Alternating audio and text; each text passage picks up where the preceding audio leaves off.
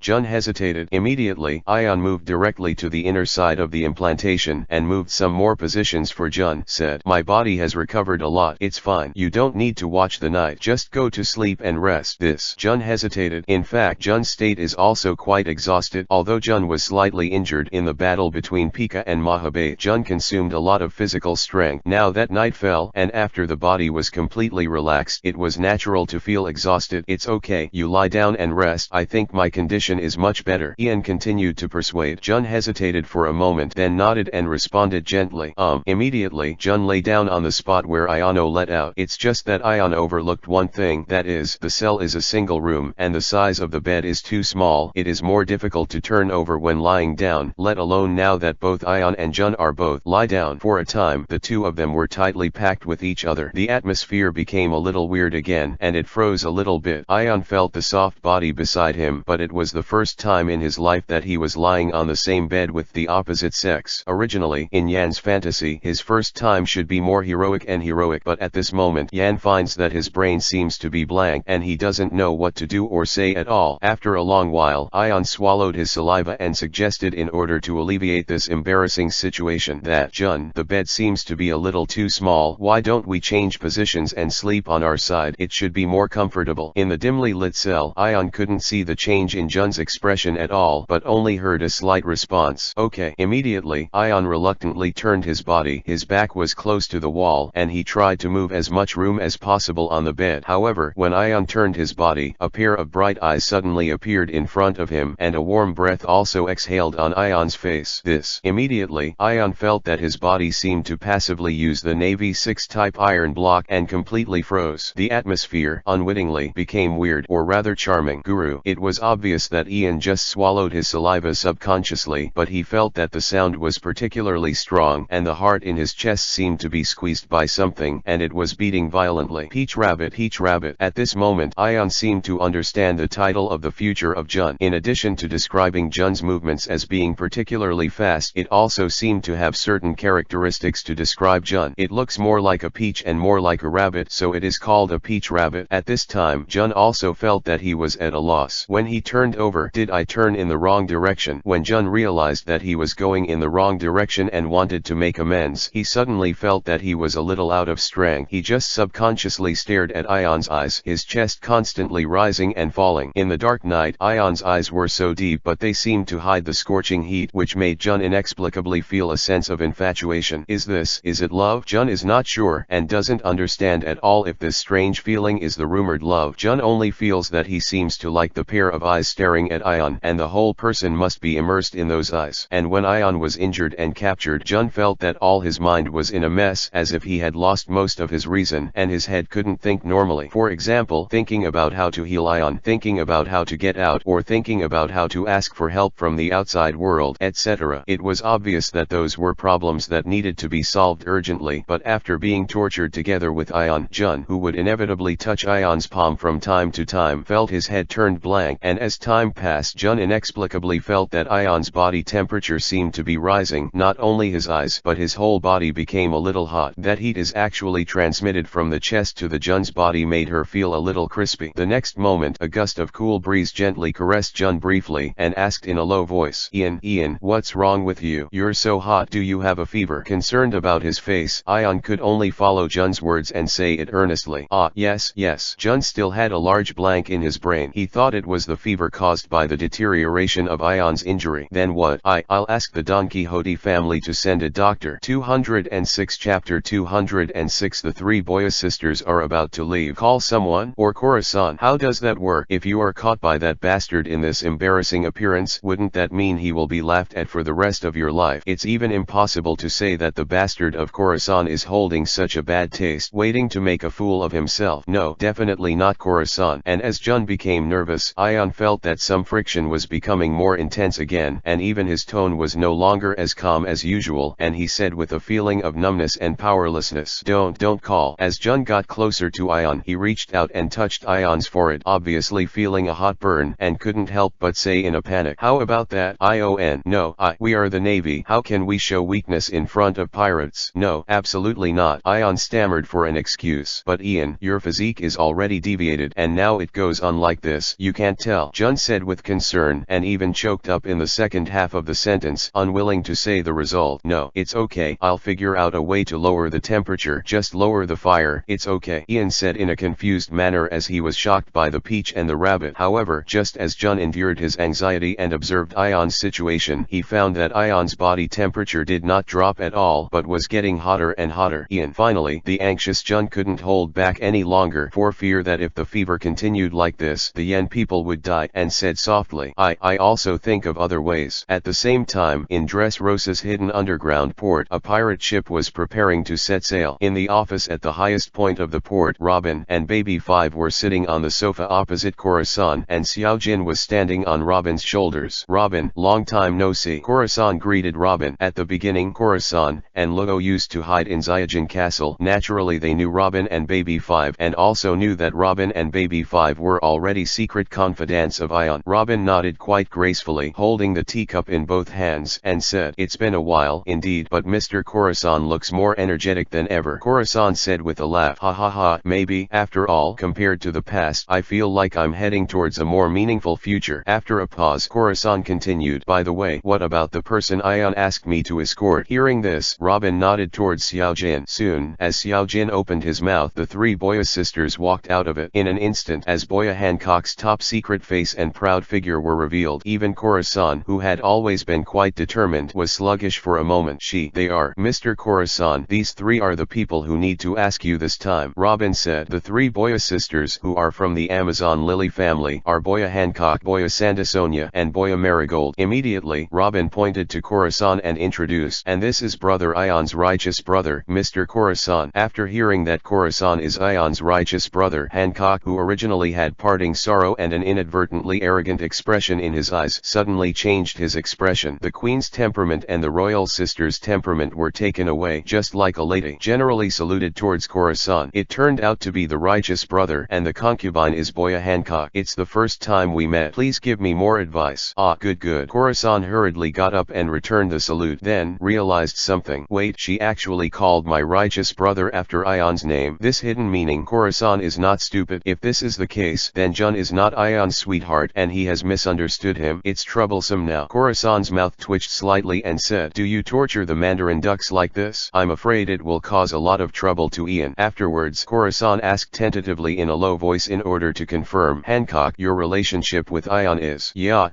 Hancock blushed suddenly, and his mind had already fantasized about the complete happiness of himself and Ion in the future, and the life that made people blush. Said, Did your righteous brother confirm me so quickly? Understood. Corazon looked at Hancock's appearance like a little girl who was immersed in love and couldn't extricate himself, and fully understood. However, Corazon changed his mind. No. What about Robin? Corazon blinked and noticed that Robin's expression seemed to be a little darkened. Moreover, Corazon was in the castle at the time, and he also found that the relationship between Robin and Ion seemed to be a bit unusual. This is, after thinking about it with extreme fear, Corazon, who has been a single dog for more than 20 years, reacted sluggishly. Ian, this bastard doesn't seem to be a matter of stepping on a few boats at all, but does he want to form a large fleet? And Robin saw saw Khorasan's expression changing again and again, and asked, "Mr. Khorasan, is there any difficulty in escorting the three Boya sisters back to Amazon Lily?" Cough cough. Khorasan straightened his thoughts, thinking that maybe he shouldn't be so suspicious of Ion, and said, "Amazon Lily, a special country in the windless zone where only women exist. Ordinary pirate ships or merchant ships have no way to cross the windless belt to reach Amazon Lily. Brother Yan wants to send the three Boya sisters back to Amazon Lily as soon as possible due to some special reasons, but he was in the marine headquarters of the Navy before and had no chance to mobilize the ship." Said Robin, "If even Mr. Khorasan can't do it, it would be a little troublesome. That's not to say there is absolutely no way." Khorasan thought for a moment and said, "Because Amazon and Lily are in the windless belt, they lack all kinds of necessary resources, so their king will form a group of 9 snake pirates to regularly go out to sea or plunder, or trade, or buy, so as to obtain enough resources for the survival of the people. So, you can first send the three Boya sisters to the outside of the windless zone near the location of Amazon Lily, and then wait for the 9 snake pirates to go out to sea, and then contact the 9 snake pirates." Robin nodded, then looked at Boya Hancock and asked, "Hancock, is this proposal of Mr. Khorasan feasible?" Copyright 2022 Fanfiction, all rights reserved. 108. No problem, as long as I can find the 9 snake pirates, I can find the way back to Amazon Lily. Boya Hancock agreed with Khorasan's proposal, but his eyes couldn't help revealing a bit of deep silence, and said, "Only in this case, it will take a long time to separate from Lord Ion." 207 Chapter 207 She is very scary. Hearing this, Robin raised his eyebrows inadvertently and comforted him. "Hancock, it's okay, as long as we are still in the sea, then we can meet again somewhere in the sea sooner or later after today's parting."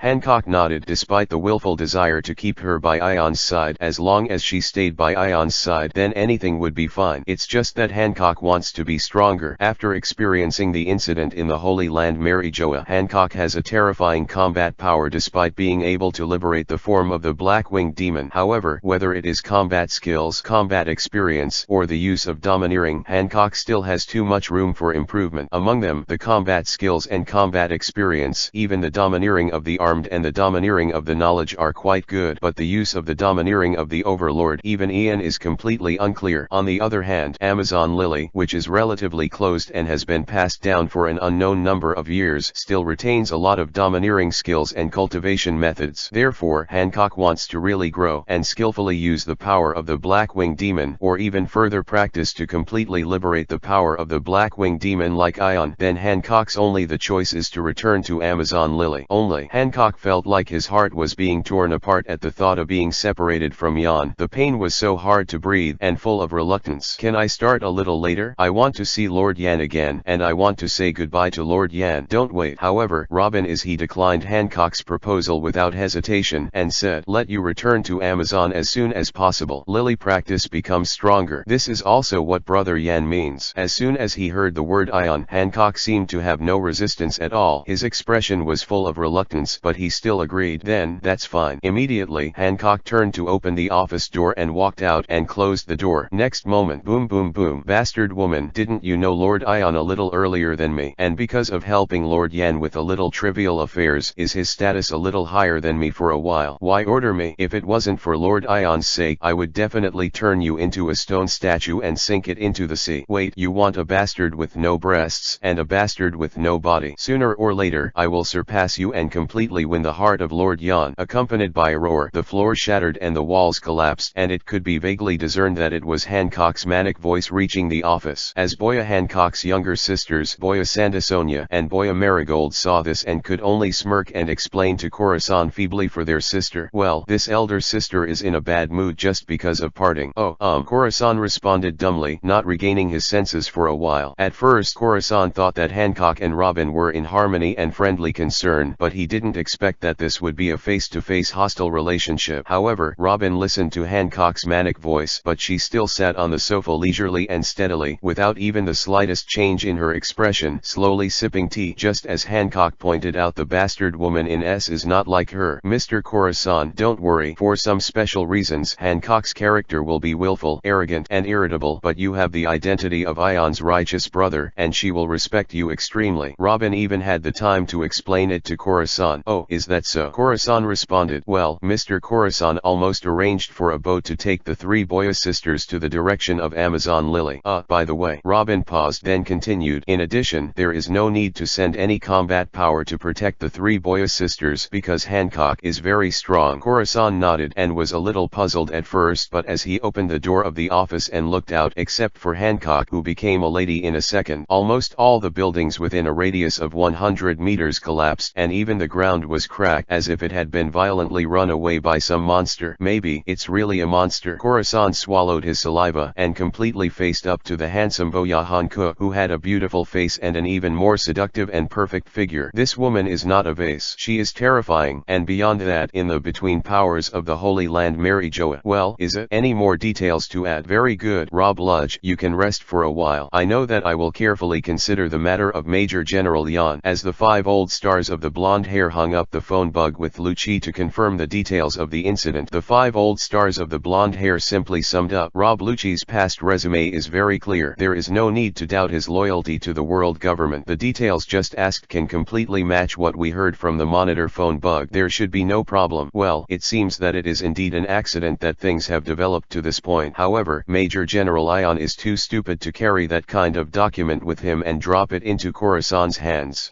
I think this is a small problem. This kind of accident shows the sincerity of the world government to Corazon. It's just a mere resource, and the impact is not big. What matters is our harvest. After a pause, the bearded 5 old star continued. Corazon is willing to have a conversation with the world government, and no matter how much resources he spends, he may not be able to get it back. That's right. Besides, Major General Ion is still young after all, and it is normal to act relatively prudently and cautiously. There is no need to be too harsh on Major General Ion. Agreed. And this time Major General Ion knew that his relationship with Corazon was extremely dangerous, but he still chose to take the risk and created an opportunity for the world government to communicate and dialogue with Corazon. This is already a merit. In this case, in order to avoid the chill of the Navy, Rear Admiral Ion still has to try his best to find a way to redeem it, and the big deal is to give Corazon a little more resources. Well, it's better to communicate with Corazon as soon as possible, otherwise Major General Ion is likely to suffer inhuman torture after being captured by Corazon. 208 Chapter 208 The Lucci. But how is the negotiation with Corazon going? Asked the blonde 5 old star. Let Lucci be in charge next, or send CP0 members to take over the mission. Actually, there is no need to be so troublesome. Now Corazon already knows exactly what the world government needs, and he also clearly put forward the conditions, which is enough to show that Corazon has been tempted, and the next thing is just the confirmation of the details. 8 Character Hu Wu Laoxing said, since that's the case, it's better to let Major General Ion continue to be in charge of the next negotiation, just to show the attitude of the world government to protect Major General Ian. It's feasible, and Major General Ian is most familiar with Corazon. If Corazon lied during the negotiation, Major General Ian has a higher probability of judging. The bearded 5 old star said in agreement. In that case, let's vote. Soon, the 5 old stars made a decision and communicated it to Lucci through the phone bug. Okay, I understand. After listening to the order of the 5 old stars among the phone bugs, Lucci hurriedly hung up the phone bug and dragged his seriously injured body to try to break into the kingdom of Dressrosa. Master Yan, I'm here to save you, Lucci said secretly in his heart, trying hard to squeeze the little physical strength in his body that he finally recovered. However, just as Lucci jumped over the port of Dressrosa Kingdom, Derringer, who made Lucci grit his teeth, stood in front of him. What in the middle of the night did the kitty come to beg again? Dellinger said mockingly while drilling into his ear. Lucci said with a grim expression, go away, I want to convey the order of the world government to Corazon. Hey, that's scary. Dellinger pretended to be flustered, then his expression changed and he said disdainfully, what does the order of the world government have to do with us pirates? Go away. The young master has rested for this time, and the big things will be discussed tomorrow. Lucci's chest heaved significantly, suppressed the anger in his heart, and then said, okay, but you release Lord Ion first. He is the negotiator designated by the world government this time. Oh, tomorrow, Dellinger said casually. As soon as the sentence came out, it could be said that Lucci's eyes were bloodshot with anger, and he said word by word, I say it again, release Lord Ion. Hey, that can't be done, Dellinger said jokingly. Young master hates that Major General Yan, and the former young master also died at his hands, so the young master may be busy torturing him. How can you release him so quickly? Wait, how about tomorrow? I'll give it back to you if I'm still alive. Asshole. As a member of the CP9 organization, Lucci knows only how cruel the so-called punishment method can be. As soon as he thought that the punishments that made Lucci feel indifferent in the past were used on Lord Yan. Lucci felt his blood surging and became angry, as if those punishments had been imposed on Lucci. The next moment Lucci, who couldn't hold back any longer, used the ability of animal cat fruit leopard form again, and the whole person instantly turned into a leopard and directly turned into an afterimage and swept from Dellinger's side. After that, head straight for the Dressrosa Palace. What? Dellinger's expression was slightly surprised. Compared to the time of dusk, Lucci, who was seriously injured at this moment, scored 3 points faster, and when he turned into a leopard form, there was a certain difference from before. It seems that in terms of morphological performance, the whole is no longer in a state of muscle expansion, but instead shows streamlined muscles, which is more conducive to the explosion of speed. Did this guy grow up in such a short time? While Dellinger quickly chased in the direction of Lucci, he secretly judged the state of Lucci, who was flying towards the kingdom of Dressrosa not far away. However, as the distance quickly crossed at the feet of Dellinger and Lucci, the distance between the two sides did not narrow in the slightest, which also made Dellinger, who was a little careless, nervous, and muttered, "Oops, it seems that I really can't catch up, the speed is so fast." Immediately, Dellinger took out the phone bug from his arms without hesitation and contacted the officials guarding the Dressrosa Palace to prepare in advance and intercept the kitten who wanted to make trouble. "It's really a restless wild cat. It's more troublesome in the middle of the night. Stop it, bastard. If you get closer, I will be scolded by the young master." However, Lucci turned a deaf ear to Dellinger's scolding behind him and instead tried his best to squeeze all the power in his body, until another familiar figure stood in front of Lucci.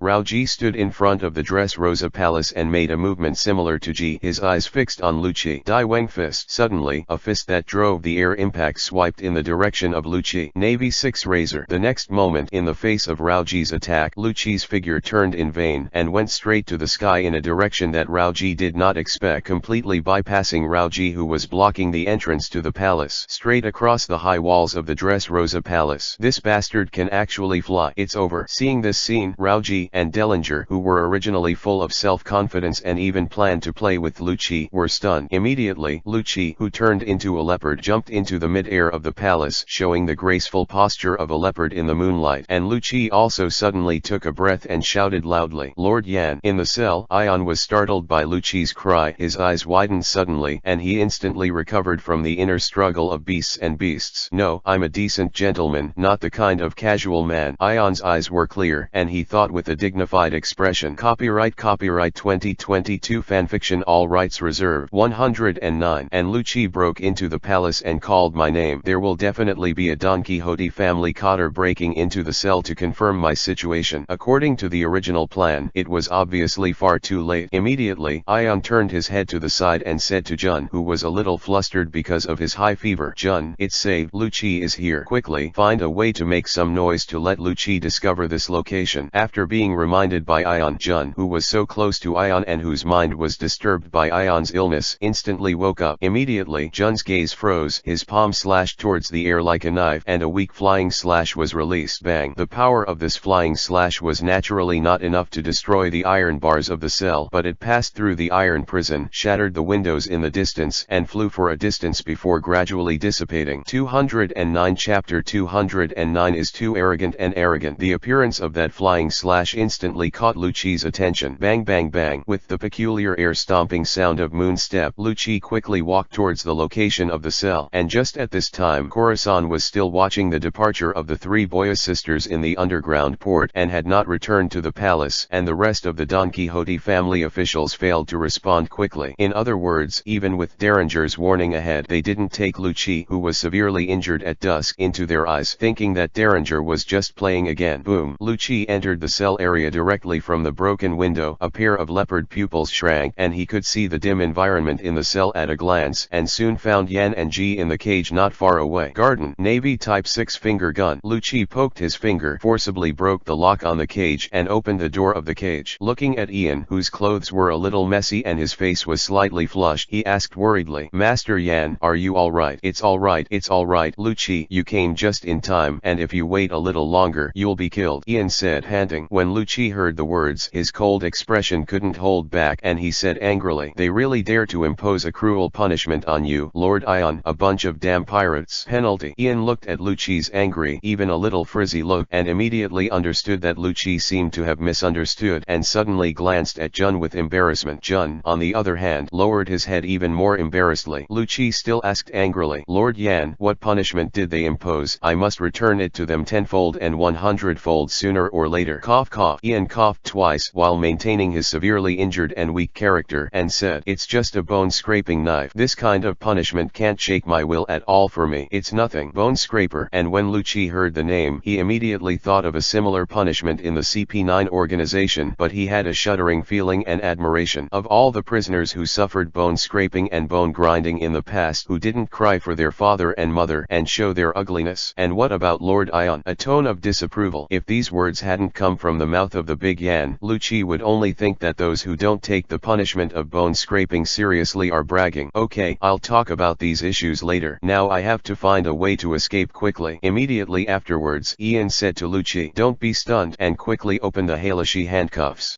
This. Suddenly, Lucci was a little overwhelmed and said, I haven't had time to grab the keys. What? Ian couldn't help but cry a little and said, Lucci, you wouldn't break in without any preparation, would you? Just forget it, it's too late. As Ion's voice fell, the door of the cell was instantly opened, and a large group of officials of the Don Quixote family rushed in, surrounding Ion, Luigi, and Jun. Seeing this, Lucci didn't have the slightest timidity, and asked while protecting Ion behind him, where's Corazon? I'm here to convey the meaning of the world government. Yes. Corazon's voice sounded from outside the gate, dressed in a black coat with clown makeup on his face, but with a full deterrent power. He said, looking at your appearance, it doesn't look like you're here to negotiate, but to rob someone. Lucci heard the words and said directly, Corazon, the world government can agree to your request, but the premise is that Lord Ion is released, and then the negotiations can continue. Yes. Corazon turned his eyes, and his calm eyes fell on Ion. After all, according to the original plan, the next negotiation will at least be delayed until the next day, and this scene will not appear at all. Therefore, Corazon was a little unsure as to how to decide. When Ion saw this, he blinked vaguely and responded to Corazon, it is good. With Ion's affirmation, Corazon replied arrogantly, I can promise this. If the conditions given to me by the world government are satisfactory, this will not be a problem. At this time, Ian took 2 steps forward past Lucci and questioned, Corazon, you bastard would be willing to betray the Void Circle organization so easily? To the surprise of the rest, Corazon answered unabashedly, betraying the Void Circle organization? What a joke. Oh, then do you think it is necessary to continue talking? Do you think that the conditions of the world government are only for me? After a pause, Ion continued, the document is also in your hands. You should be very clear. If you want to get those conditions, then your most basic contribution, in addition to joining the King Syakai Wuhei, you also need to say something about the Virtual Circle organization intelligence. Isn't this the same as betraying the Virtual Circle organization? Suddenly, Corazon's mouth with clown makeup grinned slightly and said with a smile, ha ha ha, when did you come up with the idea that the Virtual Circle organization and the world government are opposed? Too arrogant, too arrogant. The amount of information revealed by the sentence shocked not only Jun and Lucci, but even the rest of the Don Quixote family officials, and the 5 old stars who had been watching the situation through Lucci's eavesdropping on the phone, also looked at each other in dismay. What do you mean, arrogant? Just when the 5 old stars were full of doubts, Ian asked in cooperation, yes, I was just laughing at the arrogance of your world government and navy. Even when I saw the bounty order about the Lord of the Void Circle, I couldn't help laughing. Corazon burst into laughter, as if a clown discovered that the other party was the real clown, and asked, what kind of arrogance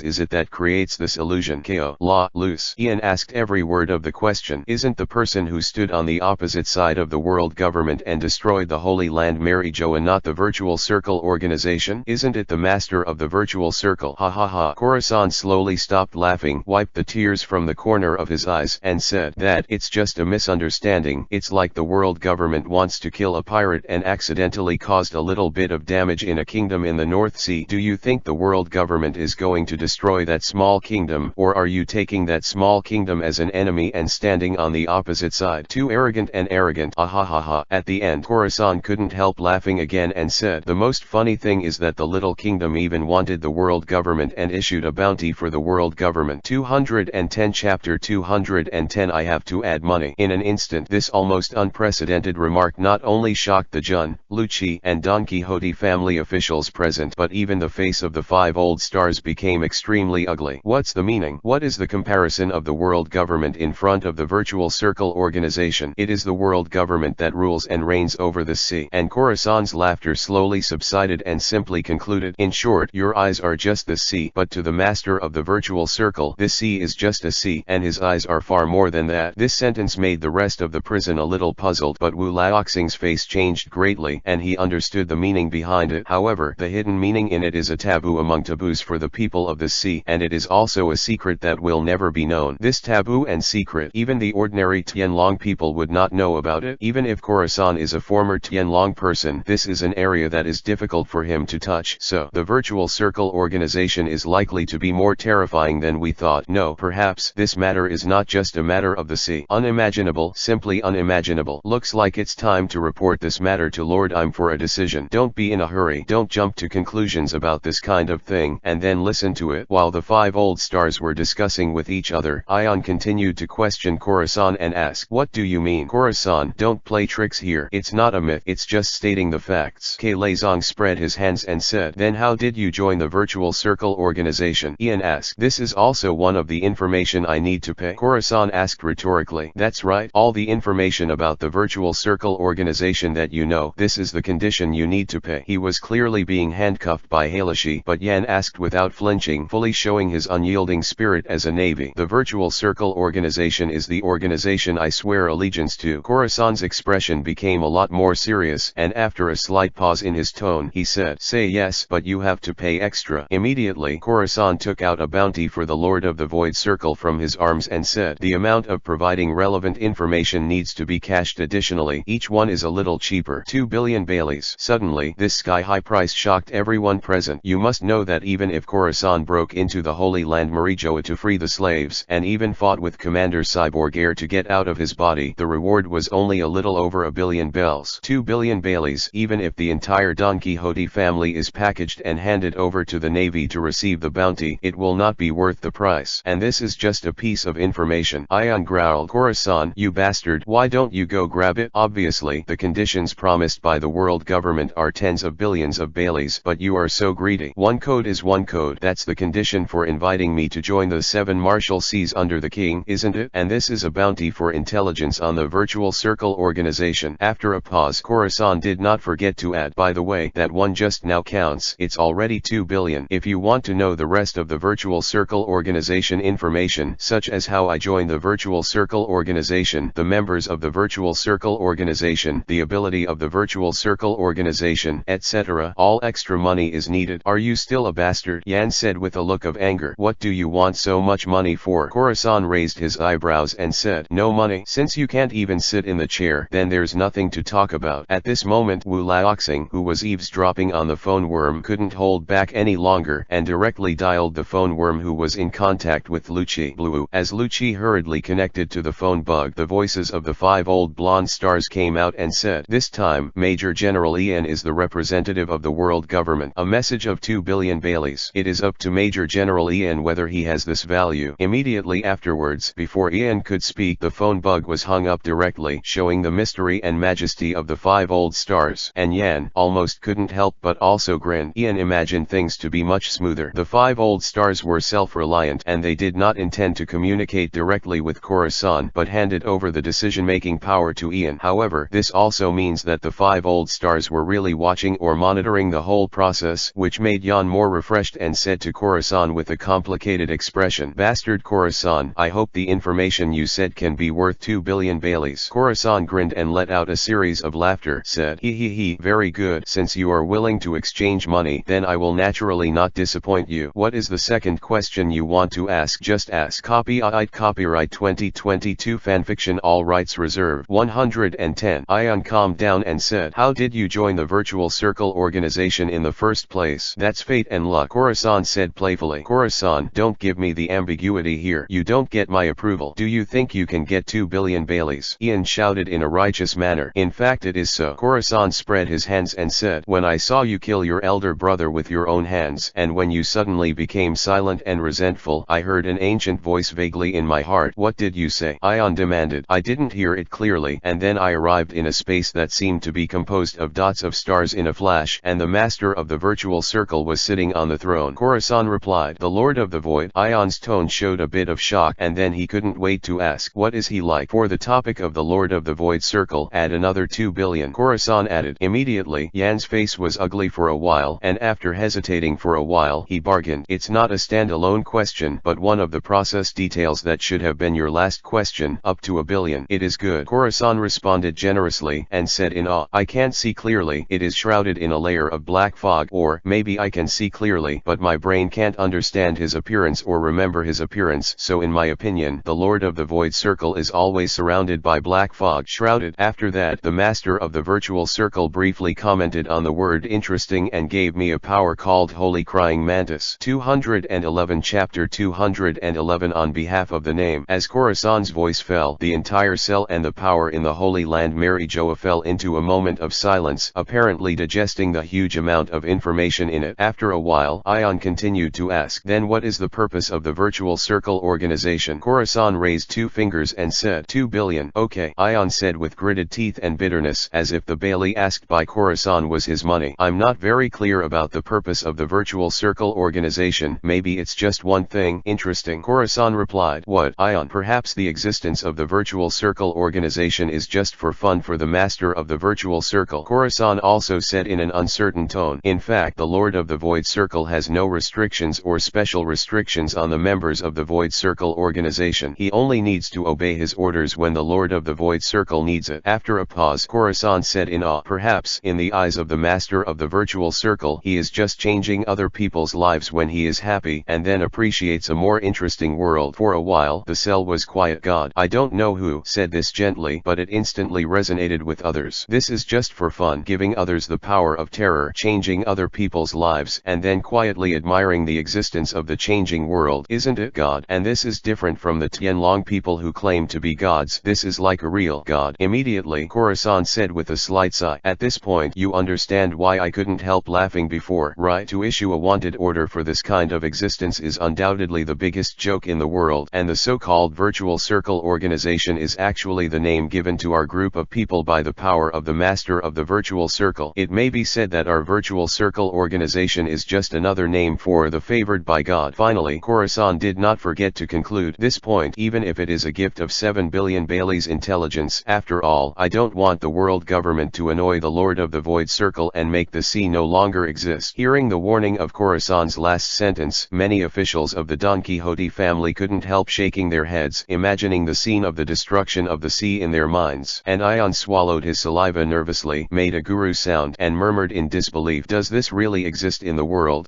In this regard, Khorasan smiled disdainfully, and did not intend to continue to defend. After a while, until Ion's expression regained some composure, Ion continued, so who are the members of the virtual circle organization? What abilities and identities do they have? This problem is a bit difficult to handle, Khorasan said with a bit of hesitation in his tone. The master of the virtual circle doesn't care about the comments of ordinary people like us. It's probably like the giant dragon doesn't care about the ants' speculations about him, so I don't need to worry about annoying the master of the virtual circle. But it's not appropriate to sell the intelligence of the members of the virtual circle organization. Yan smiled coldly and said, a person like you who first lurked beside your brother to be a spy, then betrayed the navy and tried to kill your righteous brother, would you still care about this kind of weak comradeship? Khorasan said with a smile, it's not like that. After all, my brother-in-law can't threaten my life, but those colleagues are monsters among monsters. They noticed that it was my leaked information. Maybe I will be killed. Being ridiculed by Khorasan, Ian was so angry that he seemed to have a heavy breath, and slowly squeezed 2 words out of his teeth. Add money. How much? Khorasan asked. A billion, Ion said. Less, plus 5 billion. Khorasan replied. No, at most 1 billion. Ion insisted. He. Khorasan said with a sneer. Yan, you don't have to pay for that money. What are you holding onto for me? Ian shouted righteously. What a joke. I'm a navy. How could my justice allow a bastard like you to plunder the money of the world government? Khorasan gave Ion a disdainful look, and then said, well, at least 3 billion must be added, and a total of 5 billion Baileys. I will answer your question. At this moment, Ion hesitated longer, but finally agreed. Khorasan smiled proudly and said immediately, only the master of the virtual circle knows how many members there are. I only know some of the members I know, and I don't know what their specific abilities are, but their code names and ability names are the same. I can only offer that. What? Ion shouted in anger immediately. You bastard dare to ask for 5 billion Baileys for this little information. If you refuse now, there is still time to regret it, Khorasan said disdainfully. Suddenly, Ian hesitated, and in front of Lucci he couldn't help looking at the phone bug in his hand, as if he was waiting for the phone bug to ring. However, for a long time, Wu Laoxing's phone bug did not get through, and Yan continued to speak after it seemed seemed that Wu Laoxing had affirmed it. Go ahead, you bastard. Ha ha ha. Khorasan laughed for a while, then said, my own code name is Holy Crying Mantis. That has already been said. Besides, the members of the organization that I know of are Destroyer, Sangha of Cursed Eyes, Black-Winged Demon, and Evil Concubine. After a pause, Khorasan said, counting my 5 names, it's very reasonable to charge you 5 billion Baileys. At this moment, Ion was completely reluctant to respond to Khorasan's ridicule, and hurriedly took out a small notebook and memorized the names that Khorasan said one by one. Finally, Ion thought about it and asked, so, is the demon that appeared above Holy Land Mary Joa the Black-Winged Demon? That's right, Khorasan replied. But what are the powers implied by these names? You can judge for yourself. I don't know the one, and I don't dare to say the two. After all, I'm not necessarily the opponent of those monsters, and I will be killed.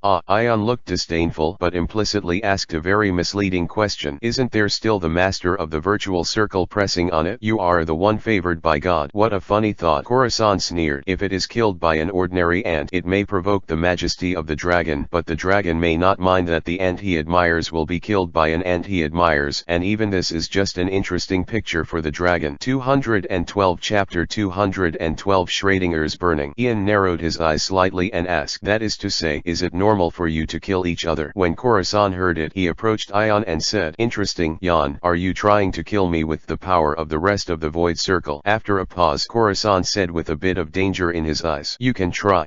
Ian snorted coldly and turned to speak. Key? What key? Khorasan asked. Ion raised the Kylo stone handcuffs that he and Jun had tied together and said, key. Khorasan crossed his arms and said playfully, sorry, that won't work. What do you mean? Aren't you going to let me go? Ion asked. Of course, you're a hostage. What if I let you go and don't admit the total 10 billion intelligence cost? And as a condition for joining Kaiwahe, the world government has not fulfilled it. How could it let you go? Khorasan asked rhetorically. Immediately, Ion said loudly, do you think the world government is a despicable and shameless rogue like you? A mere 10 billion Baileys. Do you think the world government will refuse to honor its reputation at all costs? Who knows? Khorasan spread his hands and said disapprovingly, you are such a short-sighted bastard that it is difficult to measure the greatness of the world government. It is no wonder that you have become a first-class pirate. You don't know what justice is, and you don't understand the preciousness of peace. Ian scolded disdainfully. Khorasan shrugged and said word by word, anyway, Ion, you can't leave yet. Stay in Dressrosa Kingdom for the time being. Let us brothers get together. I will, well, take care of you. Seeing this, Lucci said angrily, Master Yan is not your prisoner. He is standing here as a representative of the world government. Do you want to be rude? That's right, it seems to make sense. Khorasan Jaya made a look of thought and then said with a smile, in that case, Violet, arrange a room in the palace for Major General Ion, the representative of the world government. Yes, young master, Violet replied. Immediately, Khorasan raised the black feather cloak behind his back and walked outside the cell, saying, then, help me throw this kitten out of Dressrosa Kingdom. I hate CP organization. Yes. The next moment, in such a narrow space, Lucci had no chance to resist, was pinned down by the officials of the Don Quixote family, and was carried towards the port. As the rest of the cotters in the cell left, Violet performed court etiquette towards Ion and Jun, who were handcuffed by Kailashi, and said, come with me, Major General Ion. Colonel Jun. Ion and Jun looked at each other and could only follow helplessly. Soon, under the leadership of Violet, Ion and Jun were arranged in a guest room. Major General Ion. Captain Jun, this is your room. The maid will prepare food and other things for you, and you can go out to hang out if you are bored, but I hope you don't have the idea of running away. After a pause, Violet pointed to his eyes and said, I am a staring fruit person, and I can observe things within a radius of 4,000 kilometers. It is impossible for you to have the opportunity to secretly leave the kingdom of Dressrosa. Immediately, Violet performed a court etiquette again and was about to close the door for Ion and Jun to leave when Jun stopped Violet and said, and many more. Does Captain Jun have any questions? Violet asked. Copyright 2022 Fanfiction, all rights reserved. 111. If I remember correctly, you were originally Princess Violet of the Lika family of the Dressrosa Kingdom, right? Jun asked. Violet smiled and said, if Captain Jun wants to turn against me, then there is no need to say what will happen next. Not only in the past but even now I am the Princess of Dressrosa Kingdom. Obviously, Jun did not expect that after the Don Quixote family seized the kingdom of Dressrosa, they would retain Violet's princess status. If Captain Jun has time, he can take a walk in the kingdom of Dressrosa. Finally, Violet said something meaningful, then closed the door and left. What to do? Ion, Jun asked, and Yan naturally sighed helplessly and said, with a terrifying range of 4,000 kilometers, even if we sail on a warship for a day, we can't escape, not to mention that we are still locked by Halishy handcuffs. There is almost no possibility of escape. Of course, in fact, this is a situation that Ian deliberately created for himself. Now go back to Marine Vendor, the headquarters of the Navy, and there is still the possibility that the Holy Land Mary Joa discovered the loopholes and flaws in the negotiation and then directly caught Ion. Therefore, for the sake of safety, Yan naturally needs to find an excuse to stay outside and observe the reaction of the world government. Now, under the strong demands of Khorasan and Violet's devil fruit ability, Ion and Jun are trapped in the kingdom of Dressrosa, which is a fact that they have to face. And the situation of Ion and Jun still has no hope of escaping. It's a complete waste of effort. In other words, Ion and Jun will live a little more comfortable, leisurely, and lazy life in the next few days, and they will not let the Navy and the world government find fault at all. After all, it's not normal to lie down if you can't escape, and you can't beat it, isn't it normal? And listening to Ion's answer, Jun thought for a while. Xia also sighed helplessly, realizing that if he wants to get out now, it seems that there is almost no other possibility other than the world government fulfilling Khorasan's request and letting Khorasan take the initiative to release him. But Jun looked at Ion, who was in high spirits in front of him, and suddenly froze, realized something, and asked, "Yan, you don't have a fever?" Yan. When asked by Jun, Ion didn't know whether to continue the fever or not, but maybe this is Schrodinger's burn. Ion stammered in defense. Schrodinger's burn, Jun. This is a concept related to the field of quantum science. It is called three strange and uncertain phenomena together with Schrodinger's rubbing and Schrodinger's drinking water. Immediately, Yan Barabarad talked nonsense with a bunch of things that were enough to confuse him, and finally said, "It's very late now, let's rest first. We'll discuss this mysterious phenomenon next time." At this moment Jun, who seemed to understand the concept, was stunned for a few seconds by Ion, and then he reacted and responded, "Oh. However, here comes the problem. One room, one bed, one handcuffs, two people." Yan. 213 Chapter 213 Because women have insomnia. Is Jun great?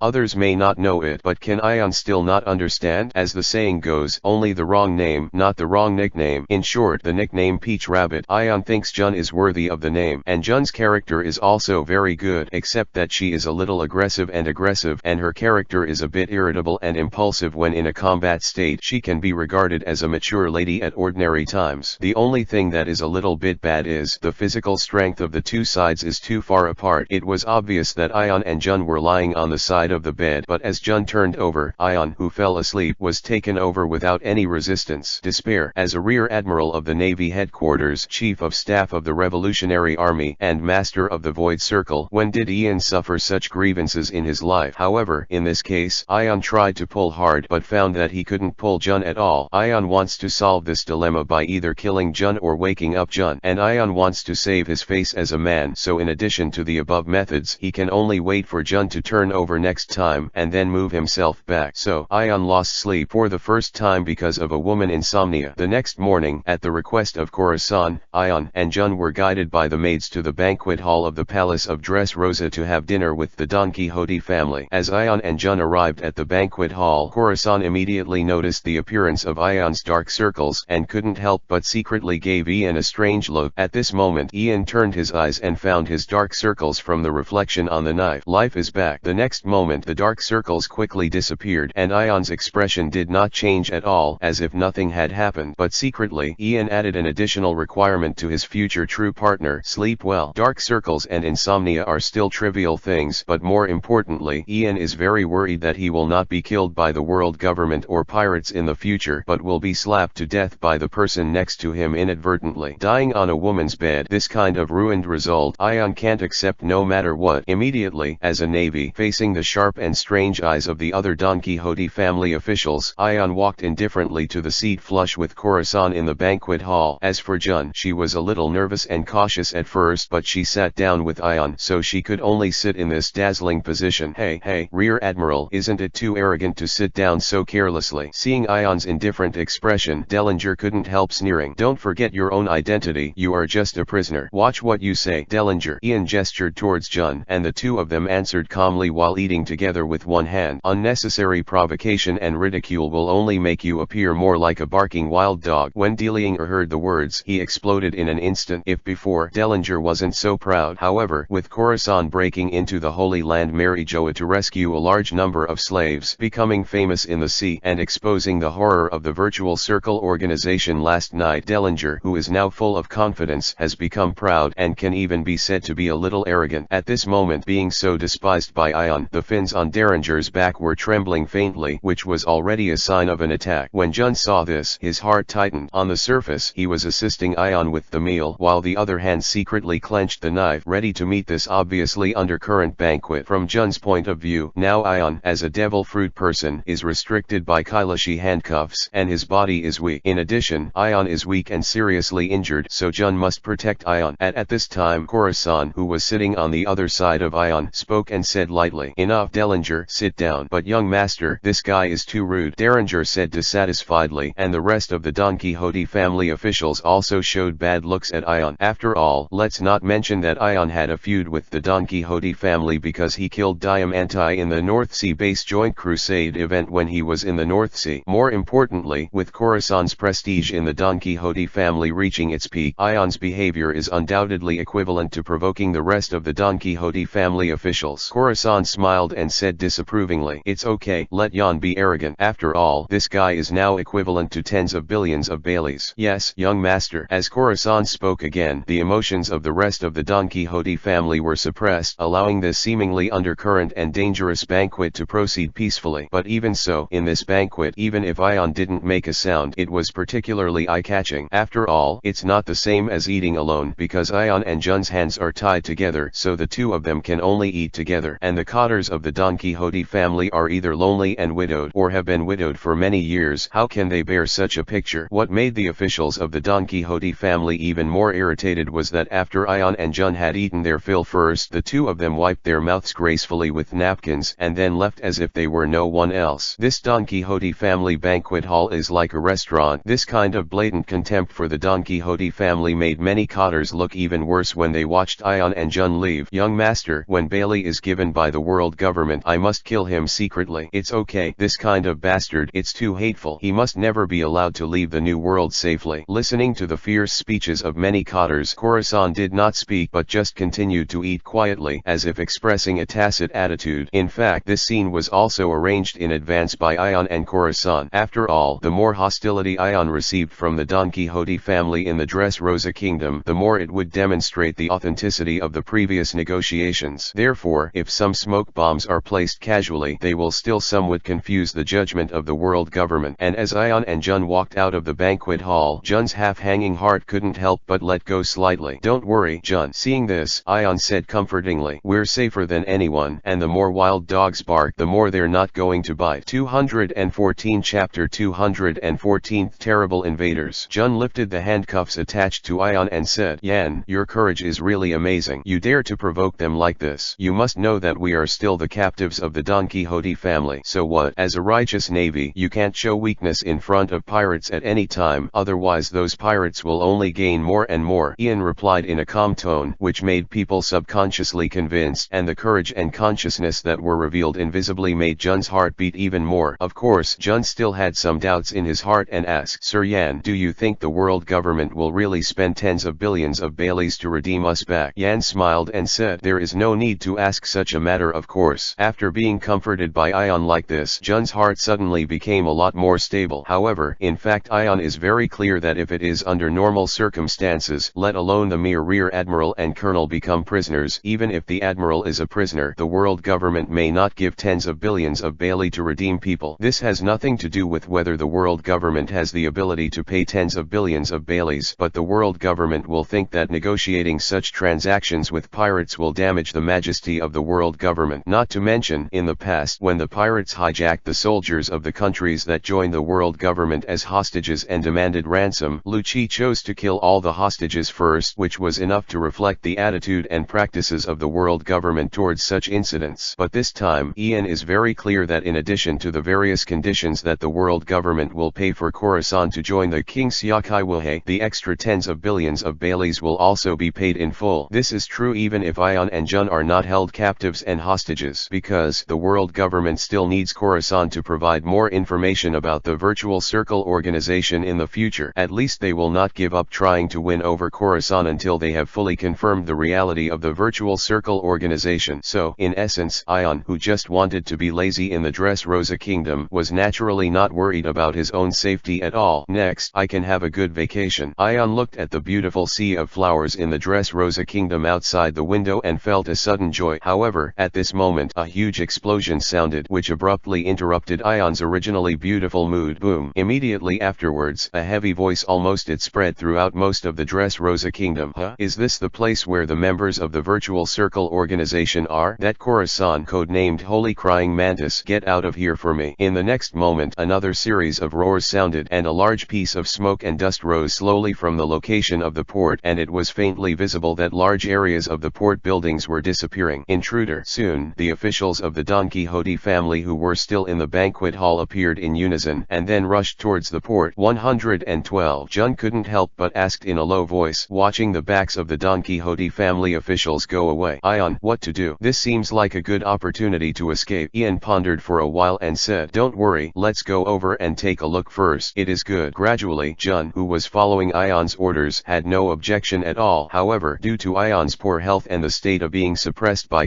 Stone, Ion and Jun could only walk slowly. During this period, the battle in the direction of the port has fully erupted. The huge rock giant created by Pika appeared with a stream of water rising into the sky, and the aftermath of the flying slash continuously blasted towards the surroundings. Under the attack of the unknown enemy, it seems that all the cotters of the Don Quixote family have taken action, which is enough to illustrate the terror and power of the invaders. This also made Yan's expression gradually dignified. Although in the New World in the second half of this great route there are as many strong people as Krushankar crossing the river, but the strong people who can force the entire Don Quixote family to this position are not Chinese cabbage. Not to mention that with Khorasan's current strength, even if there is no way to fully liberate the power of the Holy Crying Mantis, he is already a powerhouse at the top level of the sea. Finally, as Ion walked to a high-rise building near the port where he could overlook the state of the port, he finally understood what the intruder was that forced the Don Quixote family to this point. The body is strong and huge, with muscles like steel. He has thick blonde hair tied with a ponytail and 2 braids. He wears metal jaws on the lower face. The most conspicuous is the 2 ivory-shaped ivory on his head and shoulders. Decoration. One of the 3 disasters, the top cotter of the 100 Beasts pirates, Drought Jack, with a reward of 1 billion Baileys. At this moment Jack is under the siege of the officials of the Don Quixote family, but his appearance is happy. No matter how the officials of the Don Quixote family attacked, they didn't seem to cause any harm when they landed on Jack's body. The ultimate secret technique of Dai Wenquan Battle Protection Fist G Mark Hell's 10,000 base. Ultimate corner bump. No, to be more precise, this was not a normal battle at all, but Jack stood calmly and motionless, allowing the cotters of the Don Quixote family to be besieged and attacked. But it's useless. Whether it was a secret combat skill, a talent attack, or a devil fruit ability, all kinds of attacks fell on Jack, not to mention hurting him. Even Jack didn't even step back, and his eyelids didn't even blink. Step aside. Pika, who had condensed the rock giants the size of dozens of high-rise buildings, let out his characteristic sharp female voice and controlled the rock giants to slash a fist that was comparable to a giant mountain towards Jack. Boom! A roar sounded that made the earth tremble, and the earth of the entire port cracked under Pika's blow, and the thick smoke and dust spread like a storm towards the surrounding area. However, it's really a powerless attack. Is this the strength of the so-called pirate group members of the Virtual Circle organization? Jack's disdainful voice came from under the rock giant's fist, causing the pupils of the officials of the Don Quixote family to shrink. How is this possible? The rock giant formed by Pika may have many flaws, such as slow movement, insufficient hardness, etc., but his power is terrifying. In this way, isn't there any way to cause damage to Jack Drought? Is this the horror of Jack Drought, one of the 3 major disasters of the 100 Beasts pirates? 215 Chapter 215 Drought Jack. Just when the officials of the Don Quixote family were stunned by the horror of Drought Jack, Pika noticed a horrified cry. What's going on? The next moment the crack on the ground of the port spread again by 3 points, and the huge rock giant trembled, but Jack embraced the rock giant's fist with both hands, and then suddenly exerted force.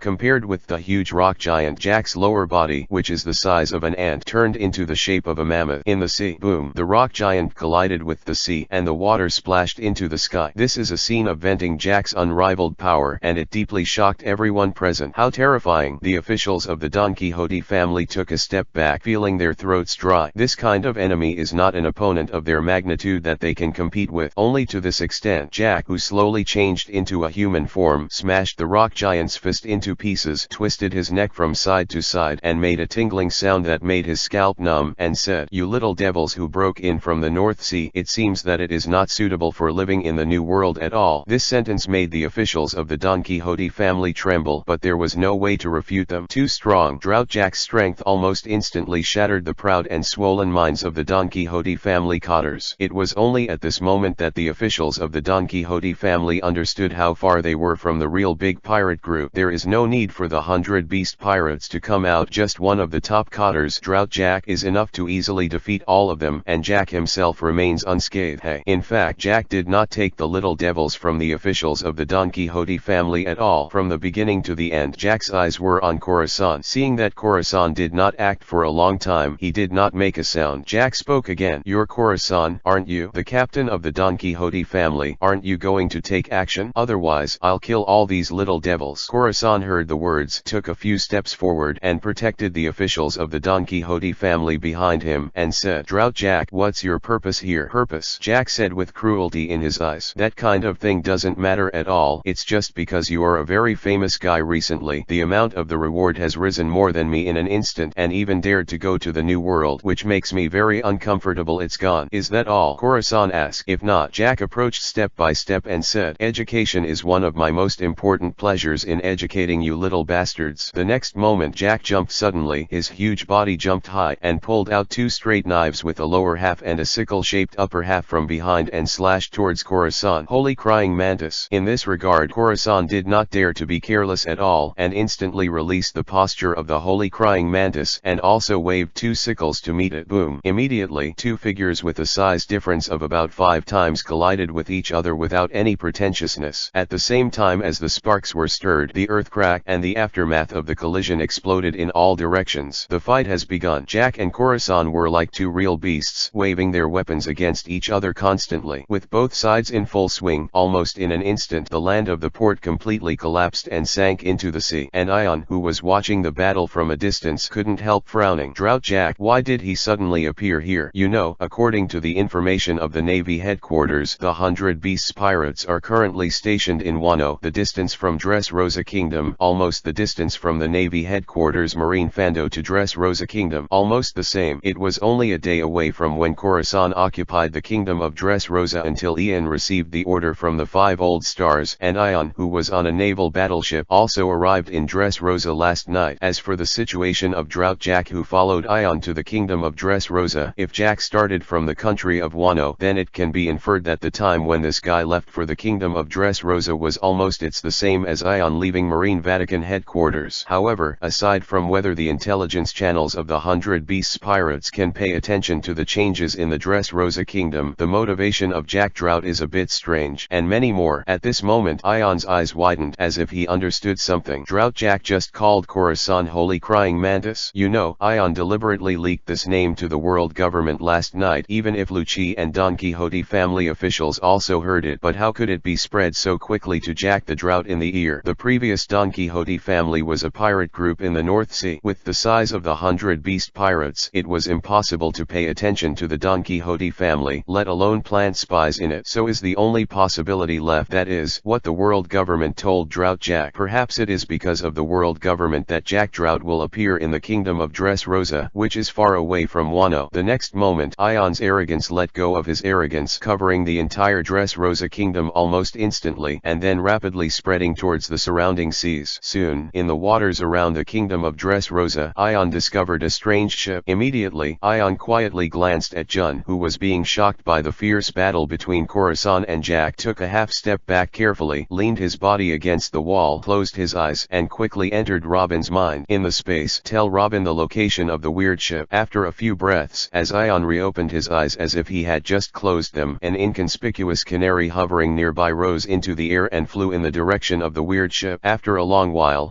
Corazon and Jack were still in a fierce battle, Xiao Jin came back and landed directly on Ion's shoulders. Squeak! Listening to Xiao Jin's affirmative call, Ion's expression became more and more solemn, because according to the secret code agreed by Ion and Robin, this kind of cry from Xiao Jin will indicate that it is the ship of the CP0 organization. 216 Chapter 216 Prepare for War. Drought Jack strikes, and the CP0 organization quietly monitors the outer waters. There is no doubt that all this is the arrangement of the world government. Ion's eyes narrowed slightly. He pushed his eyes unconsciously and quickly analyzed it. Drought Jack appeared in the kingdom of Dressrosa during this time period period, which undoubtedly shows that the world government has cooperated with the Beast's pirates, and the cooperation time is almost the same as when Ian departed from the kingdom of Dressrosa. Phew. That is to say, the world government has prepared a two-handed plan. On the bright side, he asked himself to recruit Khorasan, but in the dark he planned to let the 100 Beast Pirates, one of the overlords of the New World, take action to destroy Khorasan. But Ion looked at Khorasan and Jack, who were fighting fiercely on the port, and vaguely felt that something was wrong. If you want to eliminate Khorasan, it is almost impossible to achieve with just one drought. Jack. Ion still has some understanding of Jack drought information. As one of the 3 disasters of the 100 Beasts Pirates top cotter drought Jack, he has the ability of fauna, ancient species, elephant fruit, mammoth form, and has a very strong defense, brute force, and vitality. In the original trajectory, the future drought Jack even smashed the fleet formed by the Sengoku Marshal, the future Admiral Fujitora and Vice Admiral Tsuru alone, and destroyed 2 naval battleships, retired, leaving no parts for the Navy. This terrifying level is even enough to make the Golden Lion Shiki, who was caught by Lieutenant General Garp and the Warring States Marshal together, outright envious. Under the rounding drought, Jack is a man with the level of combat power to challenge the 3 generals alone and not die. It can be said that in Yan's opinion, Jack Drought is fully worthy of the billion Bailey reward. Instead of being ridiculed by others, a reward of 1 billion Bailey is offered, of which 900 million is worth the mammoth ivory after Jack's transformation. It's just that Jack's speed is a flaw, and this shortcoming was manifested in Khorasan's battle. At this moment, Khorasan almost turned into after images, constantly attacking Jack from all directions. In addition to colliding with the machete in Jack's hand, the exaggerated sickle could occasionally land on Jack's chest. Unlike Don Quixote's family cotters who couldn't even break Jack's skin, when Khorasan's knife fell, blood would splatter on Jack's chest. It's just that for Jack, an injury of that degree can only be regarded as a skin injury, and the vitality of a person with the ancient species, mammoth form devil fruit ability can only be regarded as a loss, like being bitten by a mosquito, right? It can be said that the current situation between Khorasan and Jack can be regarded as a stalemate. With the damage that Khorasan can cause, it may not be possible to defeat Jack even if his physical strength is exhausted, but it is extremely difficult for Jack to defeat Khorasan. After all, Khorasan's physique, strength, and defense are only slightly inferior to Jack's, but his speed is much faster than Jack's. So, what is the purpose of a world government? Obviously, he has already obtained information about the virtual circle organization from Khorasan, so what does it mean to let Jack conduct such a meaningless trial by himself? As Ian narrowed his eyes slightly, constantly combing through the logic and problems, the battle on the port became more and more intense. Copyright 2022 Fanfiction, all rights reserved. 113. Today, the entire port has been turned into a battlefield where Khorasan and Jack are raging, and all the creatures have left the port far away and dare not stay in it. Khorasan, are you only at this level? Jack's voice hummed, and he said while waving a machete to resist Khorasan's attack. It's really disappointing at this level. The next moment, Jack's form changed accordingly. The originally huge and sturdy body swelled again, and the whole person turned into an ancient mammoth that was only recorded in books. Boom! As the mammoth stepped out, the ground cracked, and between the 2 curved and thick tusks collided. A terrifying brute force erupted, instantly blasting Khorasan far away, and even flew out of the port. The range broke through several buildings and then stopped. What a terrifying brute force! It looks like the winner is going to be decided, Jun said in a low voice to Ion beside him when he saw this. Do not. Ian shook his head and said, it's still early for this level. As Ion's voice fell, the collapsed ruins that buried Khorasan instantly collapsed. Khorasan walked out of it and tore off the black feather coat behind him and threw it aside. Huh? Still unscathed? It seems that you are also a tough guy, Jack commented flatly, and then regained his human form under the puzzled eyes of many people. What, are you going to escape? Khorasan asked when he saw this. No, don't get me wrong. Jack put away the machete in his hand and said, those were just tests just now. Tests? Khorasan narrowed his eyes. That's right. Jack spread his hands, his eyes filled with tyranny and madness. The test just now proved that you are qualified to be destroyed, and the virtual circle organization is also qualified to be destroyed by our 100 beast pirates. So, after a pause, Jack's voice showed a bit of fanaticism. Prepare for war, holy crying mantis Khorasan. Prepare for the battle with our beast pirates. As soon as these words came out, it was almost like a thunderstorm that slammed into the hearts of the officials of the Don Quixote family. In half a year, our beast pirates will attack the Dressrosa kingdom in an all-round way. If you want to be a coward and run away, you can, Jack continued. If you don't want to escape, then get ready for this grand war. You can call in as much combat power as your virtual circle organization has. Immediately, Jack didn't give Khorasan a chance to answer at all, turned around and left and returned to the mammoth that looked like a mammoth. Soon, the mammoth disappeared from the sight of the officials of the Don Quixote family, but the war declaration left by Jack still shocked them, and they never recovered. One of the overlords of the New World, the 100 Beast Pirates, has declared war on them. At this moment, Ion, who has seen everything from a distance, also understands the purpose of the world government and the Beast Pirates. Rather than saying that this is a declaration of war by the 100 Beasts Pirates against the Don Quixote family, it is better to say that the world government is using the 100 Beasts Pirates to officially declare war on the Virtual Circle organization and is testing the Virtual Circle organization strength, verifying the information that Khorasan said. 217 Chapter 217 Is it a big problem? Not big. For a time, panic spread in the port of Dressrosa Kingdom. Just now, Drought Jack alone has easily crushed all the Don Quixote family cotters. It is hard to imagine how the Don Quixote family will face the war from the entire Beast Pirates. Is it over? The Don Quixote family. It can't be an opponent at all, right? This monster pirate group. This is not a war at all. This half year is the countdown to the execution. Some of the Don Quixote family officials couldn't help but muttered in horror. The gap between the two sides was so large that they could hardly see any hope of victory. The two sides are not at the same level at all. What are you panicking about? At this moment, Khorasan's voice sounded, and he saw Khorasan put the black feather coat that he had just thrown on the ground back on his body and said lightly, "Since the Beast Pirates want war, then we will give them war. Young master, but our combat strength is not at the same level as the other party. They are just a cotter and they will take us," Aniel said with an ugly face, and his words were obviously extremely lacking in confidence. This is not only the Beast Pirates' declaration of war on the Don Quixote family, but also a provocation to the entire Virtual Circle organization. Having said this, Khorasan's mouth grinned, recalling the ancient figure sitting on the throne. I couldn't help but say with a bit of sarcasm, they have no idea how terrifying the object of their provocation is. Panic. In fact, Khorasan didn't panic at all. In Khorasan's opinion, although the information about the Virtual Circle organization that he had leaked before has undergone a certain degree of artistic processing, in Khorasan's view, the Virtual Circle organization is only stronger or weaker than the information he described. Intimidate me? There is someone behind me too. When I go back and discuss with Ian how to draw a few more powerful people out of the Virtual Circle organization and let you 100 Beast Pirates know what cruelty is. You must know that people of my level are pure newcomers in the Virtual Circle organization, and there are many people who are better than me. Thinking of this, Khorasan's eyes could not help but look towards the heights of a building not far away. Out of the corner of his eye during the previous Khorasan battle, it seemed that Ion was watching the battle there.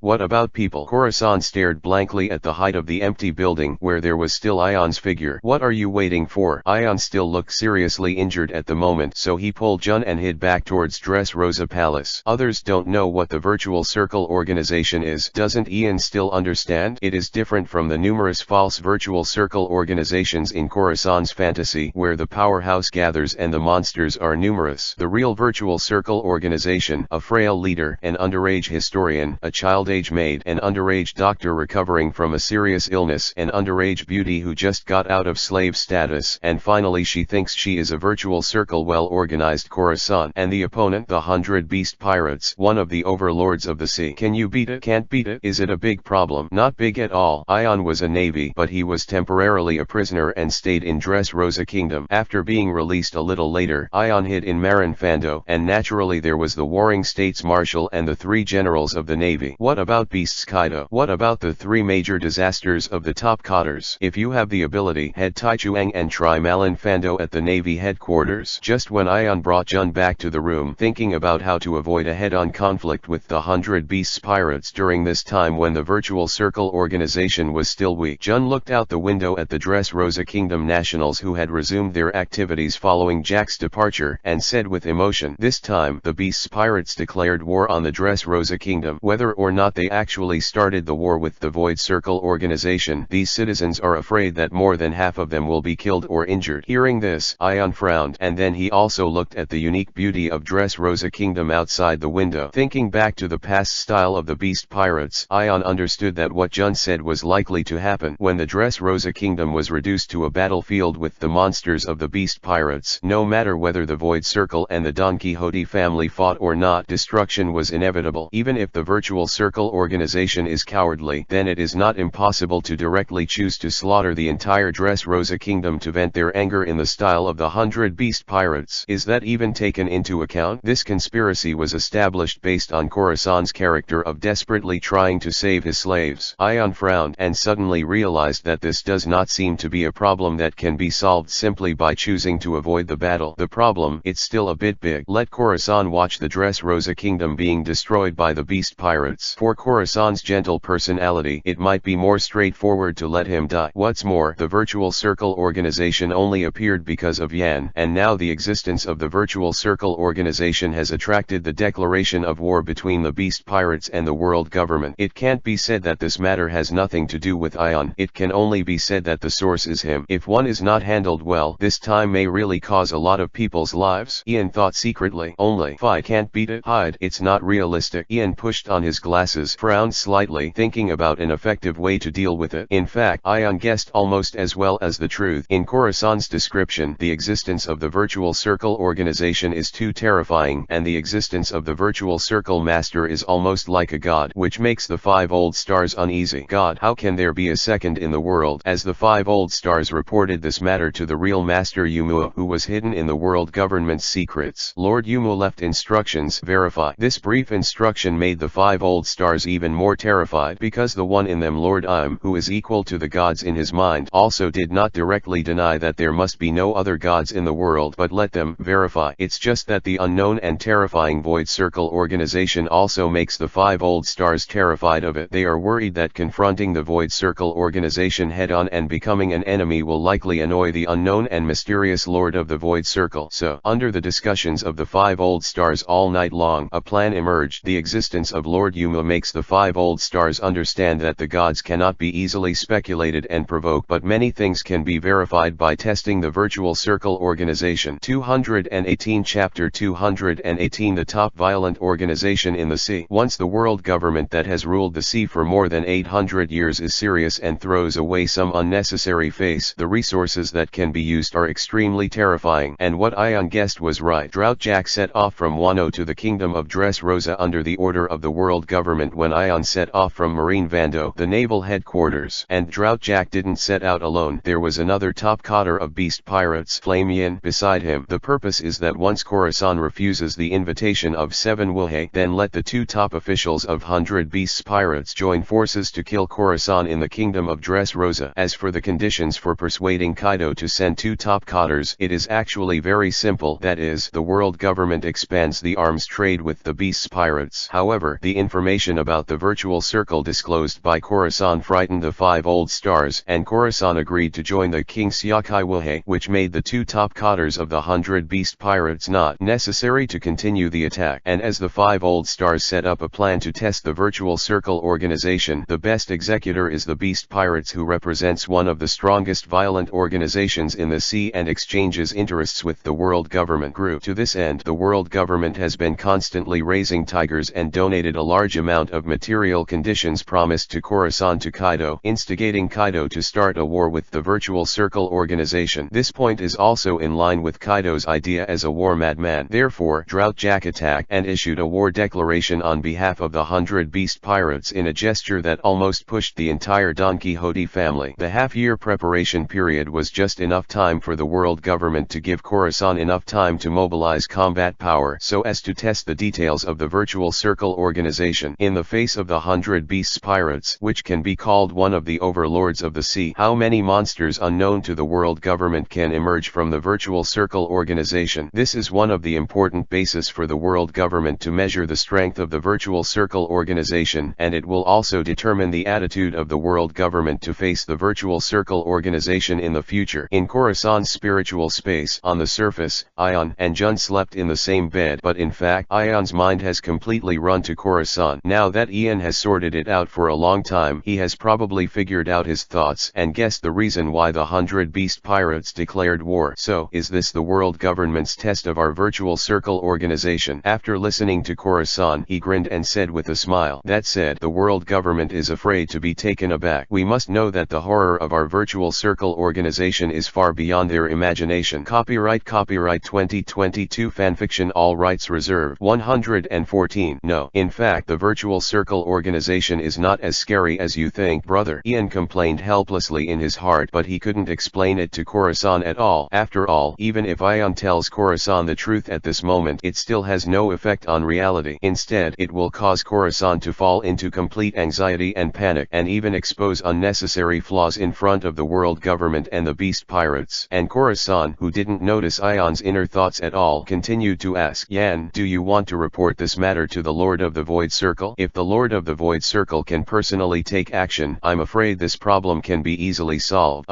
As soon as the master of the virtual circle makes a move, he may be solved by Kaido on the spot. On the surface, Ian was calm, but in fact he was very self-aware of his own strength and said, Lord of the Void Circle probably won't pay attention to such trivial matters. Perhaps, in the eyes of the Lord of the Void Circle, what he wants to appreciate is this kind of interesting battle. Khorasan nodded, recalling the ancient and mysterious figure of the Lord of the Void Circle in his impression, and agreed with it. Strictly speaking, Khorasan is also very clear that he is not a subordinate of the Lord of the Void Circle, but a favored one who has been empowered by the Lord of the Void Circle. Now that he is in trouble, he is asking the master of the virtual circle to take action. This is really unreasonable, and even annoys the master of the virtual circle, right? However, if the master of the virtual circle does not take action, we can only find a way to find the help of the other members of the virtual circle organization. After a pause, Khorasan asked, Yan, you have been in the virtual circle organization for a little longer than me. How many members of the virtual circle organization can you contact? Ion tried his best to speak calmly. I'm also a newcomer with limited abilities. Then what? Khorasan said. According to the habit of the 100 Beast Pirates, once war is officially declared, at least 3 top cotters will appear when the war is officially launched, and even the one called the strongest creature in the sea, land, and air, the Beast Kaido, may also appear. How to do? Even if Ian hides a lot of cards secretly, even all the studs may not be able to win the 100 Beast Pirates head on. Not to mention that if you want to truly solve this crisis, you still need to bluff the world government, otherwise it will be meaningless to fight back the 100 Beast Pirates. In just half a day, it was not easy for Yan to figure out the hidden meaning behind the declaration of war by the 100 Beasts Pirates. How could he think of a solution to the 100 Beasts Pirates so quickly? After all, there are only a handful of top violent organizations in the sea today. The world government is undoubtedly overwhelmingly powerful, followed by the navy and the top overlord level pirates in the sea. The 3 pirates, the Whitebeard Pirates, the Big Mom Pirates, and the Beasts Pirates, are the strongest pirates in the sea today, and they have begun to compete for the title of Sea Emperor. As for the future 4th Sea Emperor Red Hair Shanks, there is still a huge gap between the prestige, strength, and reputation of the Whitebeard Pirates, and it can only be regarded as a rise in fame. In addition to the above, the Revolutionary Army, which has gathered a lot of combat power, has barely begun to step into the first-class violent organization. It's just based on Ion's judgment, not counting himself as the chief of staff. There is a certain gap between the actual combat power of the Revolutionary Army and the above groups. After all, the Revolutionary Army is not an organization that purely promotes violence. And the otaku said, the only thing that can defeat magic is magic. In other words, if you want to repel the 100 Beast Pirates in the war, the most feasible way is to use its equivalent organizational strength. However, the world government and the navy are the first ones that can be ruled out, and it is extremely unwise to expose the Revolutionary Army rashly now. In addition, there are only 2 other pirate groups, Whitebeard Pirates and Big Mom Pirates. 219 Chapter 219 Countermeasures. Among them, Big Mom Pirates and 100 Beasts Pirates have an unclear relationship, and there are many connections in secret. There is almost no way to use the power of Big Mom Pirates to fight against the 100 Beasts Sea Thieves possibility. As for the Whitebeard Pirates, the strongest pirate group in the sea today, it is one of the most typical types of pirates. It fully deduces what is called the romantic freedom of pirates, as well as the warmth and care between pirates. It's just that the pirates' liberalism may be romantic, but Ion is a man who doesn't understand romance at all. In addition, the shake fruit ability of Whitebeard Newgate Edward is one of the abilities that Ion is most afraid of. Ion, who is easily weak, will not risk getting close to Whitebeard Newgate Edward within 100 nautical miles. Not to mention let Yan find a way to fool Whitebeard into the virtual circle organization as the master of the Void Circle, and use the power of the Whitebeard Pirates to repel the Beasts Pirates. In the end, the only pirate side that had any hope of confronting the 100 Beasts Pirates head-on was the Red-Haired Shanks pirate group. Only, if Ion remembers correctly, the Red-Haired Shanks, who seems to be the purest pirate identity on the surface, also has a hidden background of going to the Holy Land Mary Joa alone to meet the 5 old stars in the original trajectory. This kind of dangerous guy, even if you say that that he is the illegitimate son of Lord Yumua. Ion thinks there is a little possibility. How dare to believe and contact him easily. So, the sea is big, but it's also small. Almost all the top forces are inextricably linked with the world government, and it is extremely difficult for Yan to use external forces to resist the beast pirates. So, what to do? Ion looked at Khorasan's eyes, looking at him expectantly, only to feel extremely numb. Let you indulge Khorasan and go back to be a pirate. Let you save Fisher Tiger. Let your compassion help fill the hole that Khorasan and Tiger left in the Holy Land Marijoa. If you are greedy for the world government to release it, then there will be nearly 100 billion Baileys and resources. Now, what should I do? Ion straightened his glasses expressionlessly and could only comfort Khorasan and said, "It doesn't matter, Khorasan, everything is still under control." Well, really? Sure enough, I knew, Ion. You must have a way, Khorasan said in an unexpected tone.